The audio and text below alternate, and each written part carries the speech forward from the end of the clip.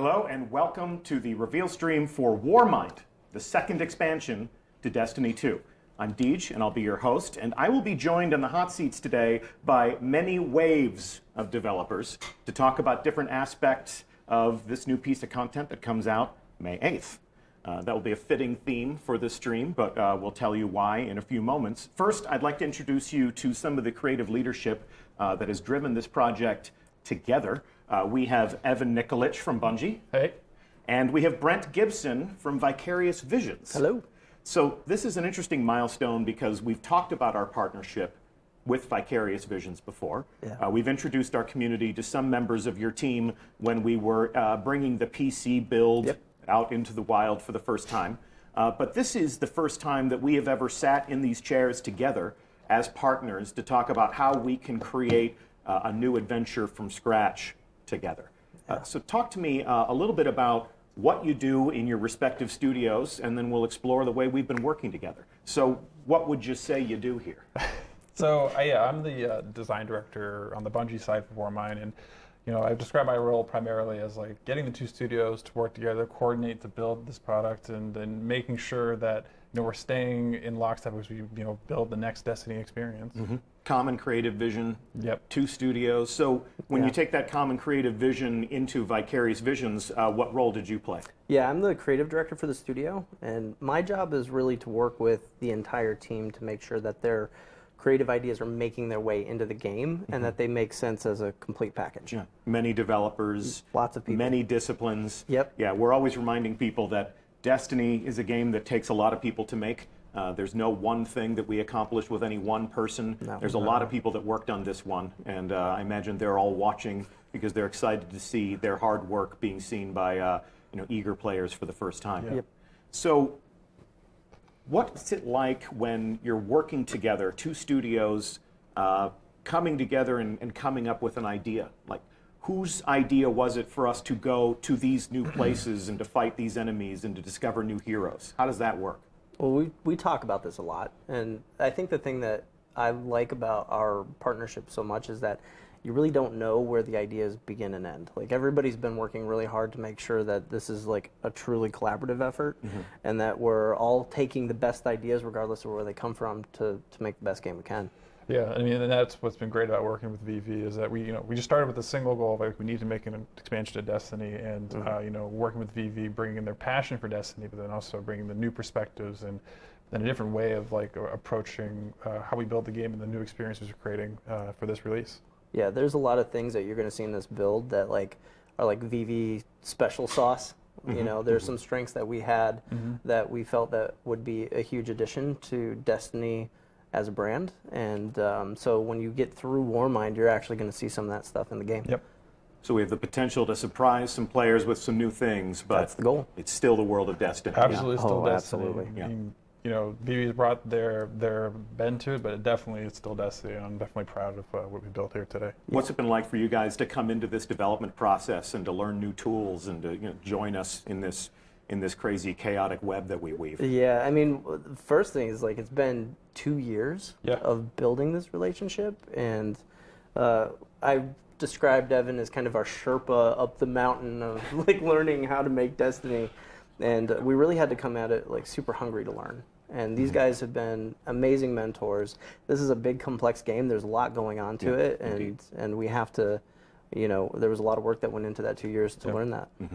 I know that we've had a lot of people from your studio visiting us. I know that we've sent people from Bungie to go and live and work among your people. So our frequent flyer mile pool is massive. Okay, well, it was your idea to be in Albany, New York. So I want to talk about our goals for this project, and we're going to take a look at some gameplay soon, but we want to set your expectations for what we set out to achieve with Warmind. I actually encountered a tweet from Paris from Gamertag Radio yesterday, and there's a lot of people in the Destiny community who are looking at our roadmap, and they're talking about the things that we want to do to transform the player experience, to enhance the hobby that revolves around Destiny. We had a long conversation about these things with members of our community in our first community summit We're pretty happy with the way that went down, so I'm hoping there will be more of those in the future. But we are looking to do a lot of things to Destiny. Update 1.14 was a step in that direction. Yep. Warmind is the next delivery of content and transformative enhancements to the way we play Destiny. And Paris from Gamertag Radio said, "Think it's safe to say that we want new and exciting things to do and explore, while also giving us an earned challenge for those that enjoy activities in the end game." So this May 8th, that's what a lot of people in our community are looking forward to. New things to do, new ways to play, an injection of new challenges into the end game. You think you can satisfy that with Warmind? Yeah, I definitely think we're hitting some of those beats and satisfying what players want. I think you put as like this is the next step of where we want to take Destiny. So we got all new destination to explore. We're putting a bunch of secrets in the destination we want you guys to find and tell stories about. New story and campaign, new adventures. We have a new endgame activity called Escalation Protocol that we'll cover more later today. We want to challenge players. We have a new raid layer. We're bringing PvP ranking in, private matches, new PvP maps, like all up. I think we have a very big package and offering here, and we hope to keep players engaged for the coming weeks. We've layered so many things into this game. Like I challenge players to find it all. Okay. There's so much. They accept that challenge. Yes. Careful challenging our community. So we're going to a new destination. Where exactly are we going? Yes, so we're going to back to Mars, and so it's a place that if you've played D1, like it's a place you're familiar with, but it's a different take on what we have here. We call it Hellas Basin. It takes place in the polar ice cap of Mars, and where we're discovering Rasputin awakening. Yeah, Rasputin. Just leaping off that, Rasputin has woken and set off a chain of events, solar system wide. So you're seeing like warsats raining down from the sky. And specifically on Mars, this is causing the ice caps to melt. Let's show while we tell. We're going to break live. We have a fire team on the surface of Mars. You may have been to Mars before, but this is an entirely new landing zone. So let's take a look at what we can see here. You said the polar ice caps of Mars are melting. Yep. And there's a view of the skybox. We can see our old friend Phobos in the distance. And we've got some space junk raining down from the skies. And then if we pivot left, we can actually see what you were talking about. So the polar ice caps are receding. Yes, and they're uncovering a time capsule left on Mars, which is Clovis Bray. It's the cradle of invention. It's the birthplace of all the technology that we know in the Destiny universe today. And it also happens to be the birthplace of Rasputin. So in the distance there, you can see that we have a huge facility, and this is Rasputin's stronghold. And it wouldn't be Destiny if we didn't have public events and crazy things happening in an ambient world. So Rasputin is on Mars. You're telling me Rasputin was born on Mars. We don't want to overspoil the story elements that we're going to learn in this game. Hot take from the community. Stop telling me everything I'm going to learn. Absolutely. Stop mortgaging the gameplay to make your streams awesome. So we are going to leave a lot of the player discovery on a lot of the story for the actual player experience. I'm sure you'll explain to us how Rasputin can be on Mars and in old Russia at the same time. And we will satisfy all of these curiosities. I know we have plans to do that. For the time being, this is your first glimpse of the place on Mars where you'll be exploring, where you'll be playing. This is where the campaign will take place.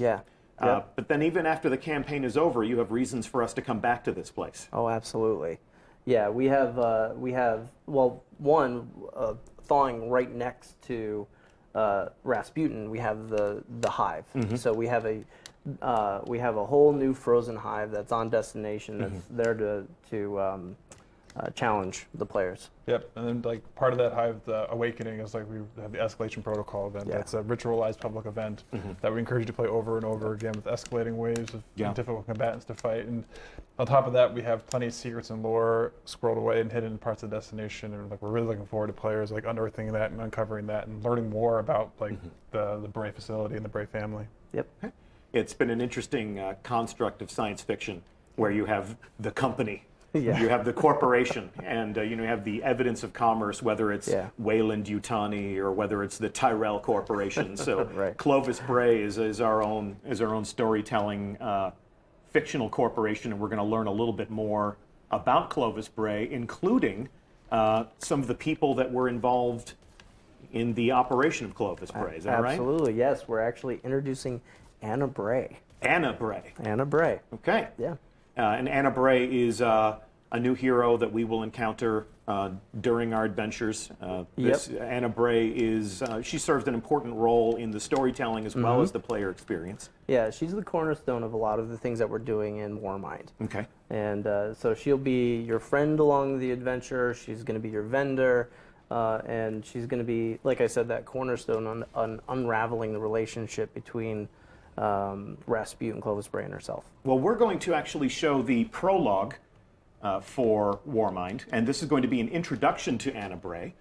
If you don't want any spoilers, this would be a wonderful opportunity for you to go and fix yourself a tasty beverage, because we're going to play the prologue in just a moment here. Before we do that, I want to thank Evan Nikolic and Brent Gibson for being on stream with us today. Thank you. Yeah, thanks for having us. Thanks for the work that you've done to give us new things to play and talking to us a little bit about your creative vision for this expansion.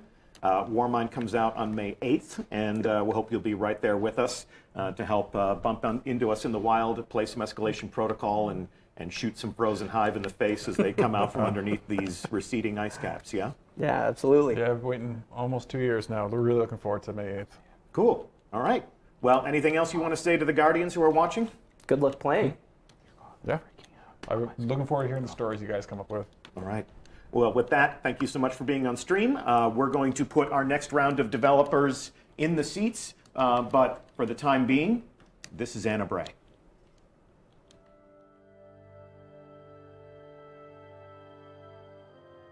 Guardians aren't supposed to investigate their past. That's the rule. But I'm not good with rules. Not when there's this much at stake. The Clovis Bray tech in that building allowed us to colonize the system during the Golden Age. They, sought to create peace for all humanity. Which is ironic, because they also built Rasputin, the single most powerful weapon in the solar system. Either way, it's all been entombed on Mars since the collapse, along with something far more terrifying.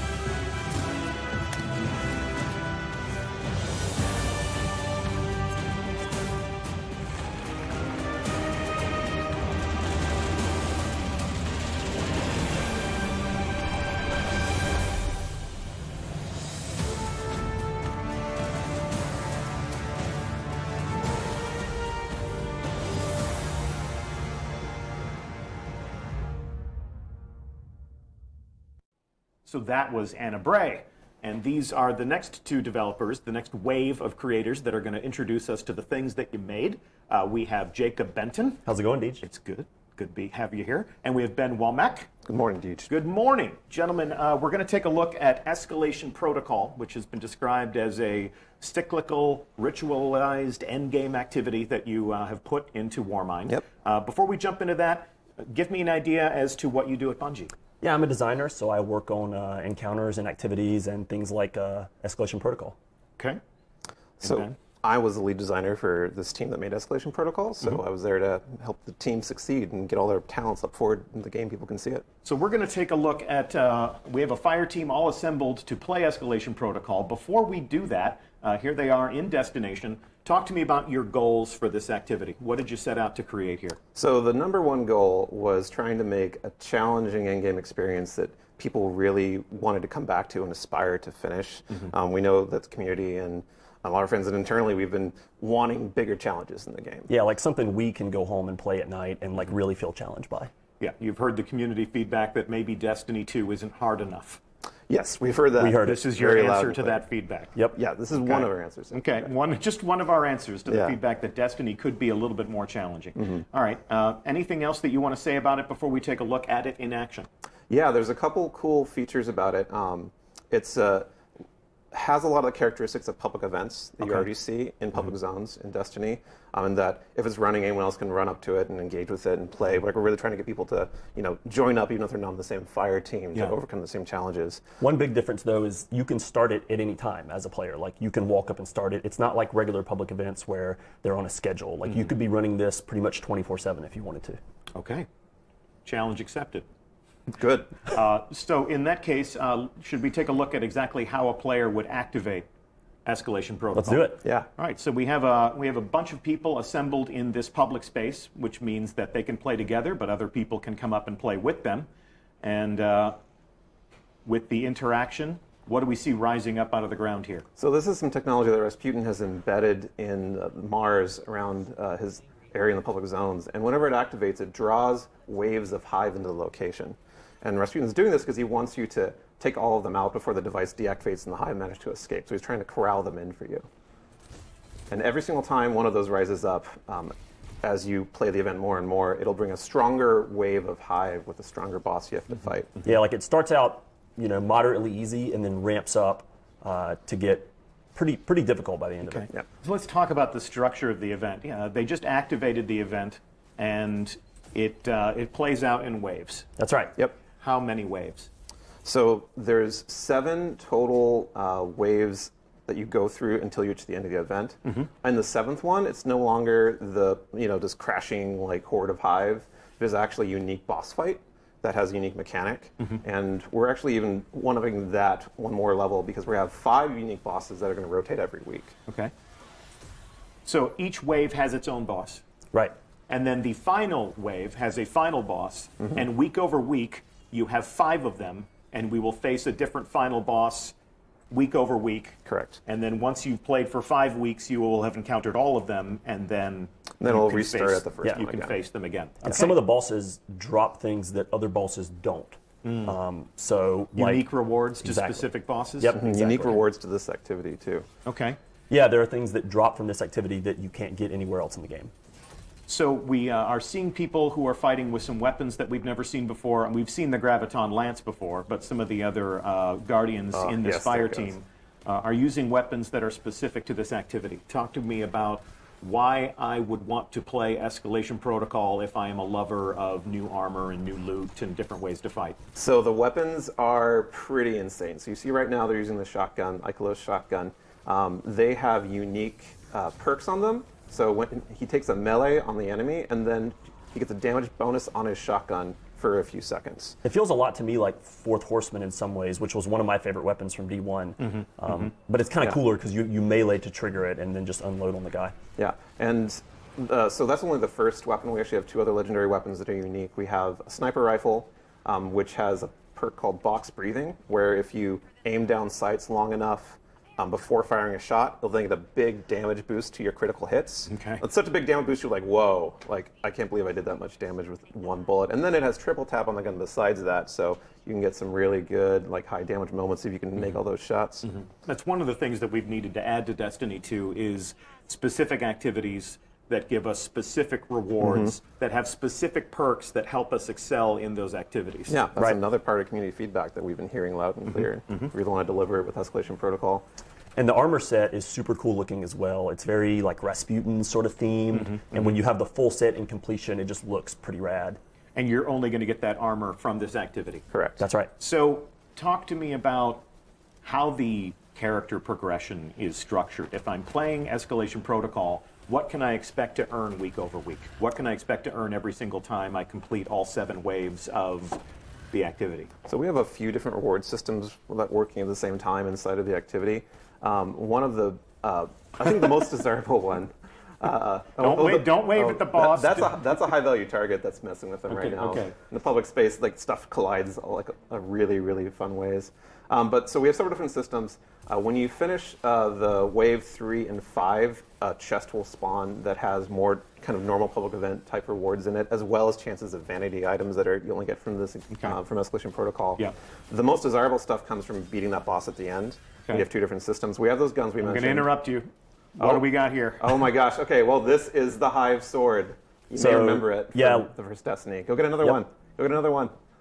Yeah, someone else can grab one too. Yes. So there are these shadow rifts that spawn, and you have to take those out, or a Hive aren't going to be drawn to the tower, and the time's going to expire. So when you go to take those out, there's a knight that spawns with a sword, and if you kill him, you can actually get the sword for yourself. Nice. It's happening right now. And this is exactly the same sword as we had in D1 that fans may remember from that game. So you can even you can use a super and use a smash, and you don't want to do it on exploding thrall probably. But you can also sword glide with the melee through the air. It's exactly the same. Yeah. I think it's a lot of fun, and it breaks up the encounters really well. It's also actually really important because some of these waves are going to just take a massive majors or other high difficulty targets, and they're going to just throw them at you all at once. So instead of maybe using your super or some heavy ammo, you can grab a sword and delicately try to carve your way through them. This isn't just about shooting Hive and shooting wave after wave after wave of Hive. You're seeing some interesting mechanics here. You're seeing some things that they'll have to work together to accomplish. You see, like you were saying, sort of the shadow rifts. You're seeing some of the crystals that are suspended up in the air. So, while we can leave some of that problem solving, some of that understanding to the people while they play, what would you tell them about some of the different complexity that you've added to the activity? One of the things we found is that things like melting point or even tether, as they're using now, are going to become pretty critical, especially as you move into later waves. So when we've been playing it, we regularly will stop before the playtest and coordinate, okay, what are you bringing? Like if I'm bringing Celestial Nighthawk, can you bring Orpheus Rig? And that stuff that hasn't really been needed ever in public spaces before is needed now to complete this. Yeah, when you aren't running someone with a melting point, or you aren't running Tractor Cannon with the new exotic update, has this amazing damage buff that it can give to targets, you're going to notice the difference. Cool. We're seeing some new items enter their inventory. Yeah. One of the items, he may have just gotten one of the armory codes. So you can get armory codes during the event and for doing other things on Mars and around the game. And you can spend those armory tokens to get a special weapon during the event that you're probably going to need at some point in order to progress forward. Yeah, we call it the Valkyrie, and it's basically like a incredible, I don't even know how to describe it accurately, but it's like a magical spear rocket launcher that destroys absolutely everything. Yeah. And those armory codes are going to be really important for when you're on the crux moment or time's kind of running out and you need to get that extra oomph to get through a wave. And you're going to want to use it at the right time, and it's going to make the difference. Should we debut that weapon on stream, or should we save it for the players to discover when they play for themselves? Well, grab it. Yeah, grab it.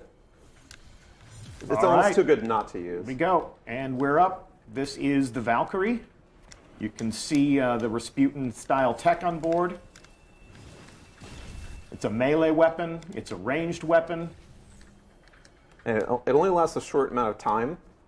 So use it wisely. Yeah, use it wisely. You want to bring it out maybe when the boss for the wave comes out, or when a huge amount of ogres spawn, for example. That was a good moment for theatrical demonstration purposes. Maybe not the best tactical moment. I'm not going to criticize the person playing. We're showing and we're showing here. We're showing and telling. And I'm seeing things hidden under bridges that I'm not going to talk about. So we'll again keep that promise and leave. Oh, there's your sword. There you go. Have your sword. So which wave are they fighting now? What? So they're in the third one right now. Okay. There's 7 total. 7 total. And they've been getting through these pretty readily. Keep in mind that we're using high-level characters right now. We have had streams before where we wanted to prove the activity was hard, and what happened was our audience watched people die again and again and again and again. We actually started testing this out like that. We had them at like the proper level. Yep. Like the level people be at the first week of play. I'm sure there are people watching who attended our community summit who actually got to experience this activity, and they'll be going live after stream with their own, their own analyses, their own takes on what this is. We made them play at a much lower level, right? Because we wanted to demonstrate that this was hard. But for the purposes of this stream, we've leveled these characters up to the point where they've completed the campaign. Right. They've probably played this for a few weeks. They have weapons that drop only from this. They have weapons that only drop from this, which make them better at performing in this. So a character's first experience in this activity may be very challenging. Yeah. Failure may be the default state when you first get started. Yeah. In fact, you were talking about having Hang on. What's this? Whoa, what's this? Whoa. So here we have Cosmo is demonstrating some of the different armor that we can take a look at. And the best way to show off your armor to yourself is to do some emotes. And we now have an emote wheel. I think you're a little bored with all those green emotes, but we can definitely get you some better emotes through your commitment to the game. Oh, you can see the amazing helmet that you get only from Escalation Protocol. Yeah. So we've got the new emote wheel. That goes in for every single player of Destiny. It's one of the Season 3 upgrades. Escalation Protocol is exclusive to Warmind. That's right. That's correct. And just to recap, rewards that are specific to the activity. That's right. You made it real hard. In fact, what was the feedback you got at the summit? So actually, Jake, at the summit, they were finding it difficult, but the feedback we got was that they would prefer if it was even more difficult. And we were really close to being locked down, but we managed to squeeze in one final change specifically based on the community feedback from the summit to make it even harder. Yeah, the day of the summit, right afterwards, Jake and I went back up to our desks and got cranking on making a change and getting all the right channels involved for it. And so now it'll be even harder. It's what people asked for. So. Yep. Well, we're about to find out. We're about to find out if people should have been more careful about what they wish for. So this begins on May 8th, along with Warmind. It must be said that you need to finish the Warmind campaign before this is even available to you. Right. Correct. Though, if someone else has actually started it, you can engage and follow along even if you haven't finished the campaign, which, you're probably going to help make a difference by being there. You're also going to be probably kind of wrecked. It's because you will be lower level, but at the same time, people can res you. Your bullets will count. So by all means. Yeah. Okay.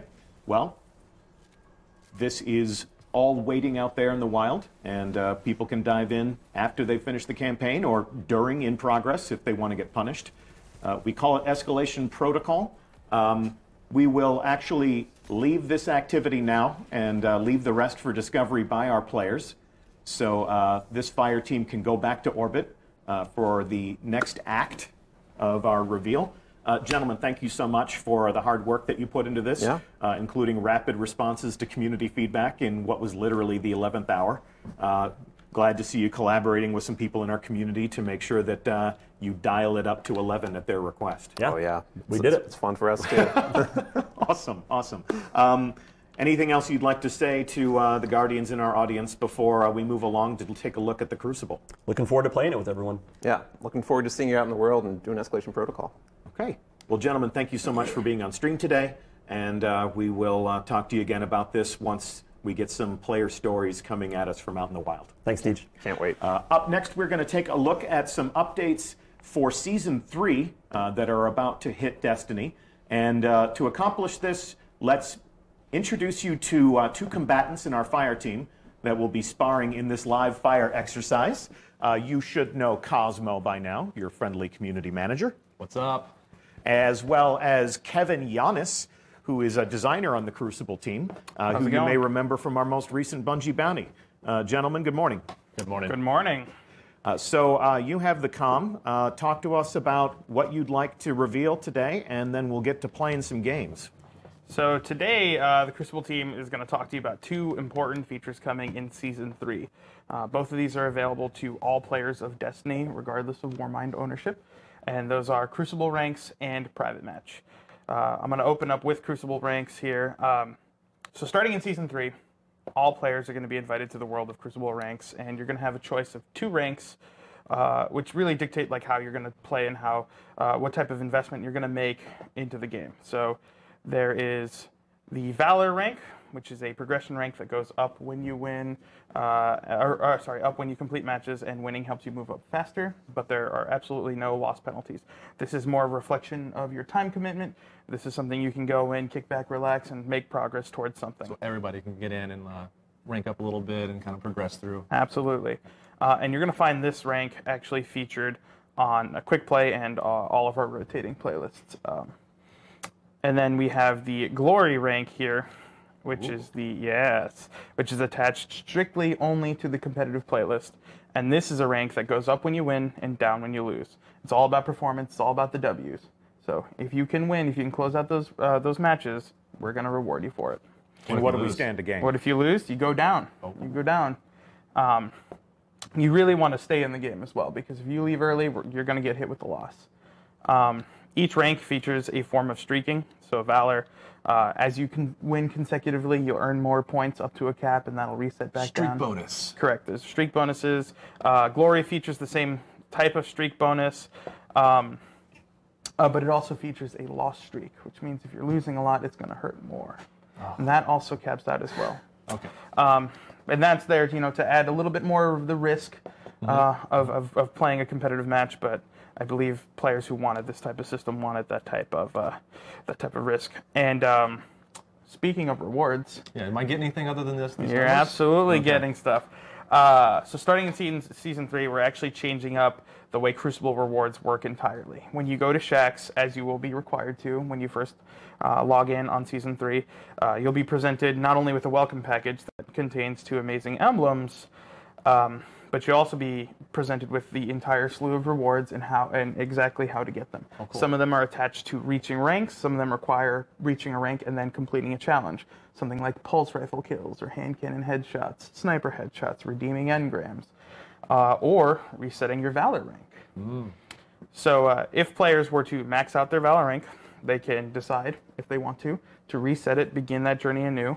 And that will actually be one tracked in an emblem, but also be a way that you unlock certain rewards. So if I see somebody that has like 735 resets, we know that they played a lot of Crucible. Yes, and it is uncapped.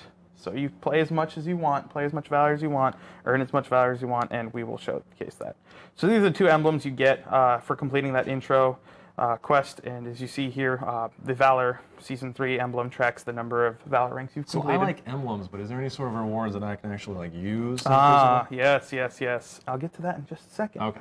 The Glory emblem here, for those of you who are interested in the Glory rank, actually tracks your rank points in real time, which means this is exactly how much you have slapped on if you want to peacock a bit, show off. But yes, if you want a tangible reward, there's already a series of brand new guns that you're going to be able to earn from completing ranks and earning ranks. But there's specifically one gun each season that we're going to deliver that's going to be the chase. It's for Season 3. That's Redrix's Claymore. And this gun is unlike many guns because it features a new perk called Desperado. So as you see here, it has barrel traits. It has Outlaw, fan favorite, which is actually getting buffed in the 1.2.0 patch so that it refreshes every headshot kill. No cooldown. And Desperado, well, that's synergistic with it. So reloading while Outlaw is active is going to increase your rate of fire. But unlike other rate of fire perks we've made in the past, this one does not lower your impact, which means you're still getting the crispy 3 burst. You're just getting it faster. So, wow, okay. Yeah. See it in action. Yes, you will.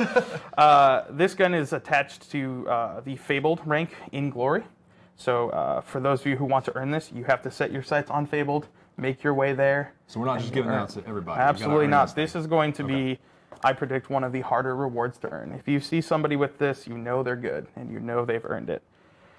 So, with that said, let's take a look at Private Match. Yes, it's back. Yes, it's pretty insane. So Private Match is back. It's everything you have known and loved about the Destiny 1 Private Match with some of our new game modes, and we've heard the feedback for certain about some of the options not necessarily fitting people's preferences. So we've done things like stripped out time of day and stuff like that, so that they're more focused on game options. So what are we playing today? So today we're going to be playing one of the two maps, which one of those maps is Meltdown. We won't be playing that today, but we will be looking at Solitude. Solitude is a brand new map that does require Warmind ownership. As with any DLC map in Private Match, you need to have ownership to actually play. If I'm playing in the playlist, I'm good to go. Good to go. And that is actually a survival map. It's one we built for survival. It plays very well in survival. We're very excited. And we're going to play a little bit accelerated today. We're going to put rounds to win at 2. Okay. Team lives. 6, which is the playlist version. We sped it up a little bit just to get it a little more snappy, but today we're going to be playing 6. So we're going to play Solitude Survival, and we're going to show off some new sandbox stuff. Let's do it. Boom. Cool, thanks guys. So just to recap, Season 3 delivers private matches and seasonal Crucible rankings to every player of Destiny 2. We're also delivering the new Crucible maps that we're releasing with Warmind. You'll be able to enjoy those in matchmaking. If you want to use them in private matches, you do need to own the expansion. So as they depart toward this new match, I'd like to introduce you to the final wave of developers that are in the hot seats. Final boss. Our final bosses for the day are John Wisniewski. Morning. Morning. And Josh Hamrick. Hello.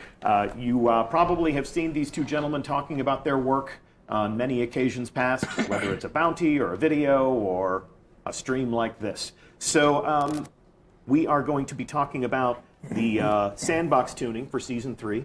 This live fire exercise in the Crucible will be a great opportunity for us to look at how exotic weapons are all becoming just a little bit more exotic.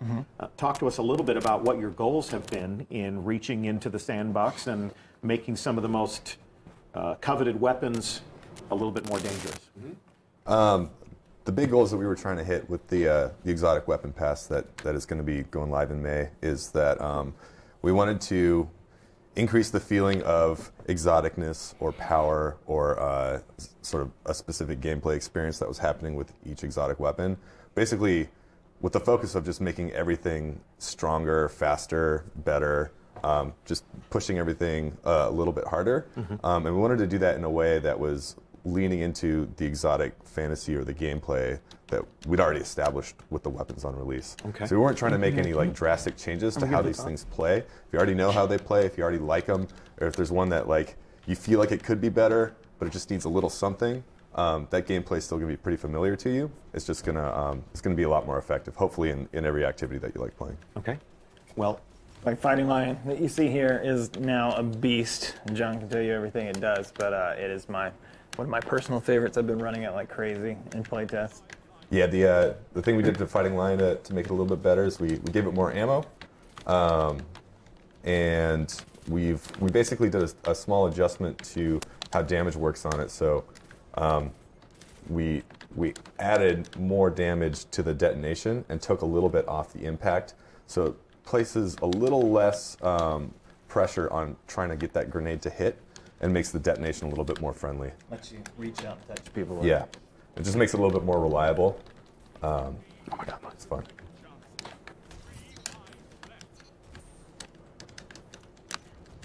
That was some hot potato action for me just now. this design pass, did it include all of the exotic weapons, or did you pick some very specific targets that you wanted to focus on? Almost all of them. There's only a handful that didn't get touched, and because we felt those ones were already playing pretty well, or already getting relatively positive feedback from the community, and because we did have a limited amount of time, we wanted to make sure we were hitting all the stuff that really needed a good pass. Yeah. So if Fighting Lion is one that you're really enjoying, Josh, John, what are you looking forward to getting your hands on when the 1.2.0 update kicks off Season 3? I'm really excited about the Graviton Lance. I know we talked about it a whole bunch, but I think that one just came together really nicely. I think it's going to be a really good weapon for all activities. Yeah, it's going to be great. I think it'll definitely, in the PvP world, it'll definitely give Vigilance Wing a run for its money, for sure. Well, we are in the PvP world right now, so maybe we can see a little bit of Graviton Lance. Oh, another thing, while I remember, another thing we did to Fighting Lion to make it a little bit better is if you are still, it has more ammo now, if you are still feeling some ammo pressure, if you get a kill with the grenade, it guarantees a special ammo, an energy ammo brick to drop. Cool.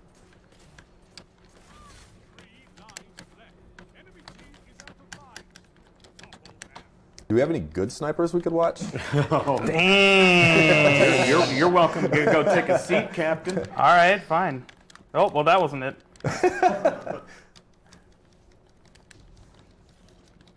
Switch something out. Yeah, you should. You should. We've got Risk Runner. What did you do to Risk Runner? Risk Runner, so currently Risk Runner, when you take arc damage, you're resistant to arc damage, and it activates the arc overdrive perk, where basically the gun comes to your life and just like blasts everything with electrical energy. We increased the amount of arc damage resistance you get when the weapon activates, and then we enabled that for PvP. So now you can run Risk Runner. Yeah. If you get hit with arc damage in PvP, you will take half damage from the arc source. It will turn on the arc damage or the arc overdrive perk, making the weapon way more lethal. And then another thing we did is that we allowed the arc overdrive perk to enable when you have it stowed. So you don't have to have it out. If you have the weapon backpacked and you take arc damage, it's going to turn on. You're going to get a notification like, hey, it's party time. Time to pull out Risk Runner, ready to go. Party time. But important distinction for the PvP players is that you only get the damage resistance when the weapon is in your hand. Okay. So the perk can activate when you take damage, but you have to pull it out to be able to get the damage resistance. Second match is coming up. We're going to play some Clash. Map settings being tweaked. Saw that Skyburner's Oath had been equipped. Yeah. Skyburner's Oath has actually been a favorite of mine. I've used it in Crucible, which is rare for me to use a scout in Crucible. What have you done to my baby? This got the most, probably one of the biggest changes. Yeah, right? it took a long time. It took a long time to like really dial in how the projectile is going to work. But basically, we talked about this in the TWAB a little bit ago, but Skyburner's Oath had, sorry. I'm kidding. I'm just kidding. I'm just kidding. It's an inside joke. It's an inside joke. Skyburner's Oath had it had a relatively like good amount of utility and power. It was a pretty strong weapon. It just didn't have any spectacle. When you used it, it just sort of felt like one of the other legendary guns. Even though it was pretty strong, it's pretty effective for most activities. Yeah. And so we just kind of wanted to give it some sparkle, some pizzazz. And so what we did is we sort of like looked at the duality nature of the weapon, where it fires fast from hip and then fires slow when you ADS. And we just sort of like, okay, let's make a more distinctive separation here between hip fire and aiming down sights. So now aiming down sights is going to behave like it did, fire slow, high impact, precision damage. We put explosive rounds on the weapon, so anytime you hit with any playstyle, it's going to explode and do some damage. But then for the hip fire, what we did is we slowed down the projectiles, and we sort of like put a little bit of gravity on them, so you're kind of lobbing these like, almost feels like a rapid fire grenade launcher. Okay. And then we put some, the first attempt at doing that was like, okay, this is fun. Like I can see the sort of the feeling of how this is going to work, but it was pretty hard to actually like hit targets with a slower projectile.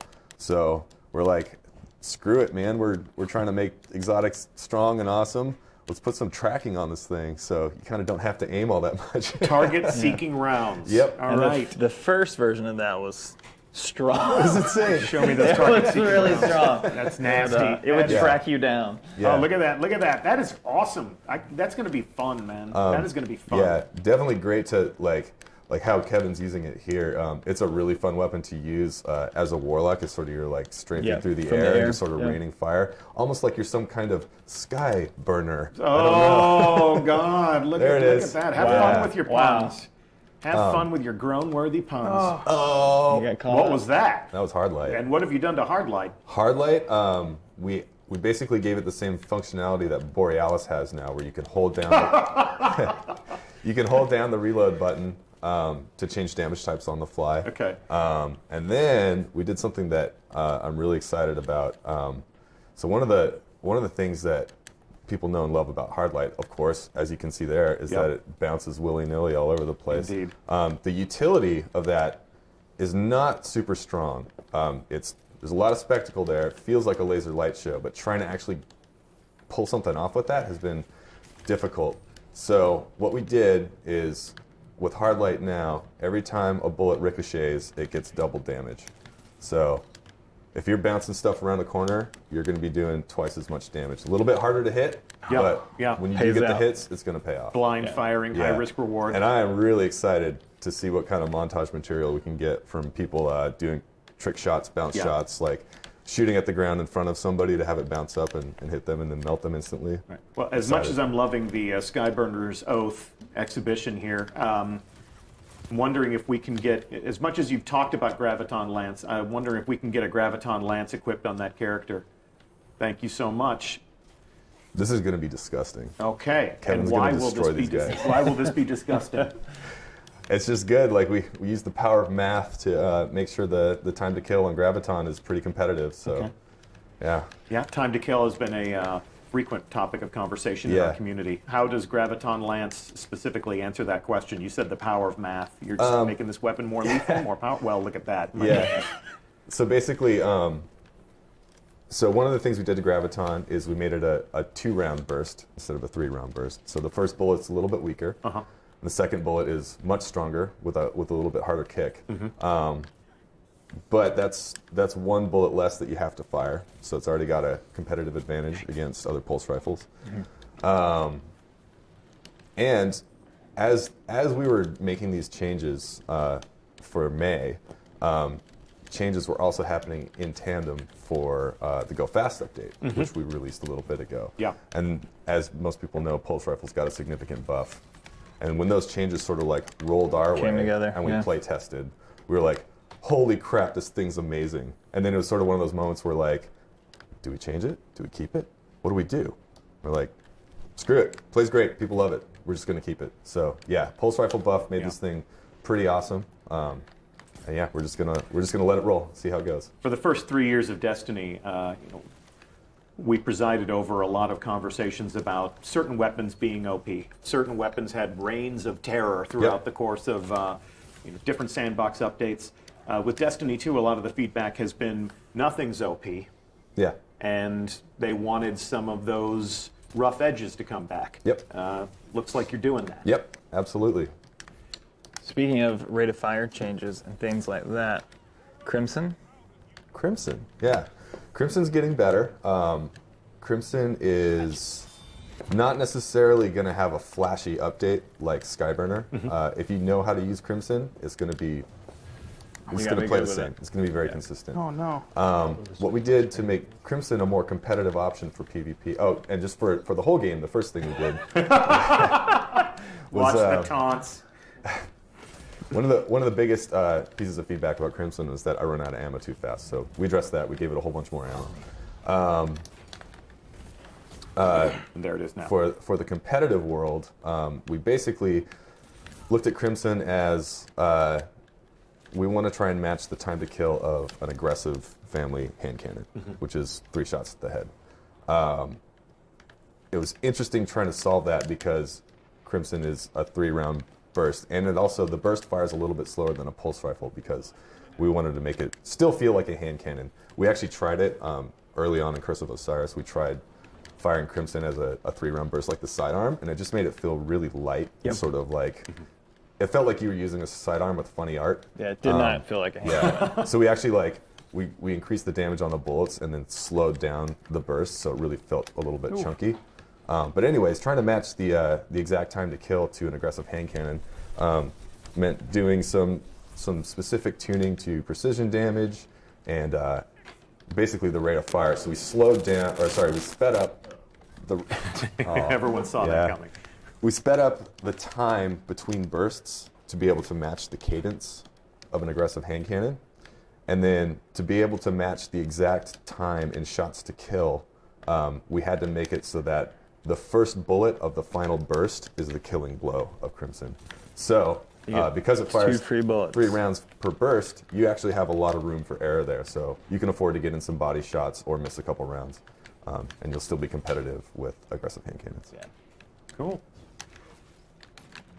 If you were to place a bet, what gun do you think is going to be a standout? Uh-oh, there it comes. Yeah. Are you going to go to Sturm? You're not going to go Rat King? All right, your choice. Your choice. We're talking about hand cannons. See if we can get some of those crispy two taps. Give me some crispy two taps.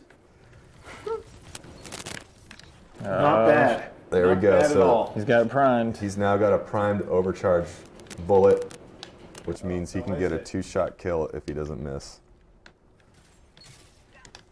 So how this one is going to work is Sturm and Drang are paired weapons. Mm-hmm. There it is. So you get a kill with Drang. It automatically... Oh, you're just so bored with yourself. You're just so awesome. You're so bored with yourself. Getting a kill with Drang automatically reloads Sturm, and it adds 1 bonus round to the magazine.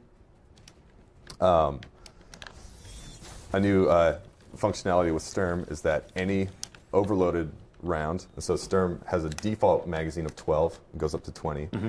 So rounds from 12 to 20 are going to have a significant amount of bonus damage.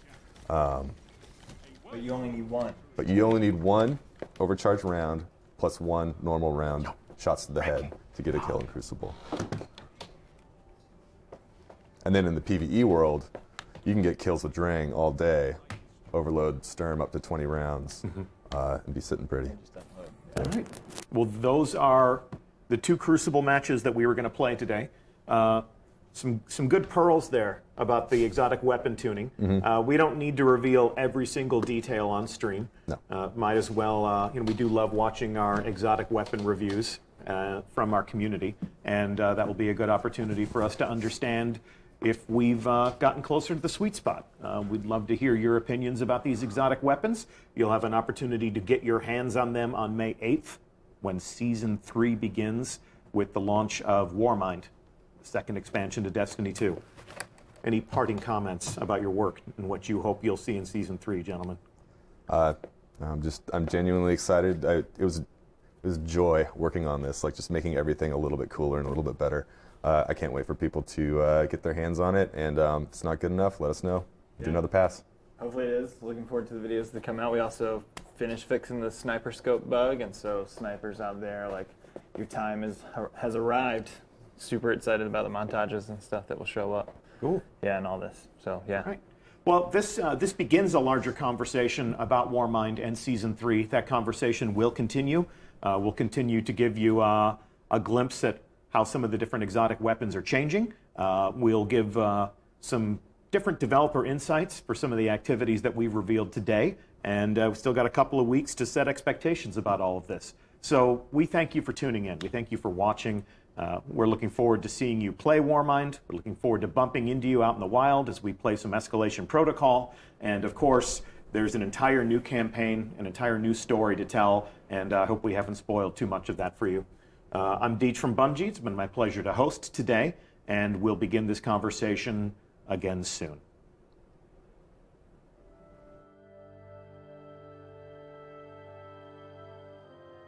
Guardians aren't supposed to investigate their past. That's the rule. But I'm not good with rules.